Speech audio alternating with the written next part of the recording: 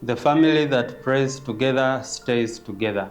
My name is Seminarian Bwambale Birungi Zephaniah of the Congregation of Holy Cross. Today I'm reflecting with you on the Sunday readings of the 25th Sunday in Ordinary Time, Year B.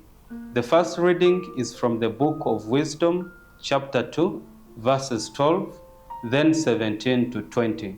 And the second reading is from the letter of St. James, chapter 3, verses 16. Then we get to chapter 4, verse 3. And the gospel is according to St. Mark, chapter 9, verses 30 to 37. And our theme is embracing the least privileged. In the first reading, we are presented with the positive and negative use of wisdom. That when wisdom is used rightfully, then it brings about a life of righteousness. But also, on the other hand, when used wrongly, then it brings about a life of shrewdness, rather unrighteousness. And we are being presented by a picture of the unrighteous wanting to put to test the righteous, and that they also want to put to test God Himself, who is actually wisdom. As for the second reading, St. James goes ahead to expound on the characteristics of wisdom.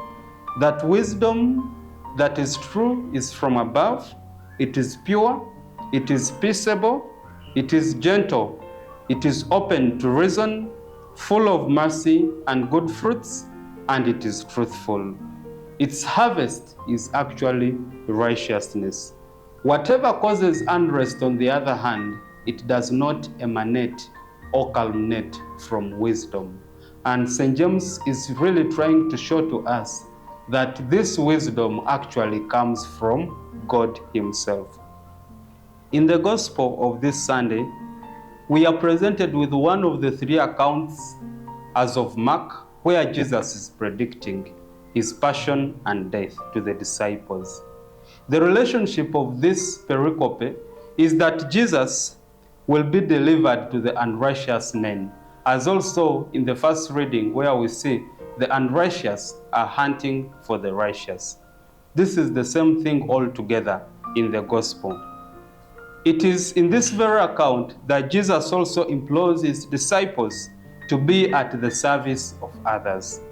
He considers the climax of His service to humanity being through the prediction of His passion and death. That when that time comes to fulfillment, when Jesus is undergoing suffering and later dies after crucifixion, it is actually the highest form of service that one can render to the world. In our today's world, it is increasingly becoming difficult to associate with the truth. Many people always want to run away from the truth. Reason being, we want to fulfill our own pleasures, our own desires. But rather, the first reading, the second reading, and the gospel are actually calling us to always discern the truth. And this discernment of the truth, it can only be discerned by getting to know the wisdom of God. We just need a little tap of the wisdom of God. Having a little tap of the wisdom of God will make us live a life of justice and righteousness.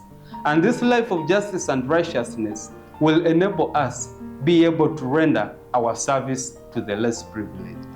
The less privileged, in this sense, they could be those who are really looking for help in society in whichever way. For today's gospel, Jesus is using the imagery of a child because He knows a child is the most helpless in society. That a child has to always depend on the parents or the guardians or whichever caretaker is in charge of the child. So Jesus is saying, actually, when we render our services to these children and also to the rest of the less privileged, actually, we are living a life of the wisdom of God. We shall only be able to receive God if we humble ourselves and constantly ask for the grace and wisdom of God. This grace and wisdom of God will enable us to extend our service to all people in society. And like the psalmist, then the Lord will be the upholder of our life. A world at prayer is a world at peace.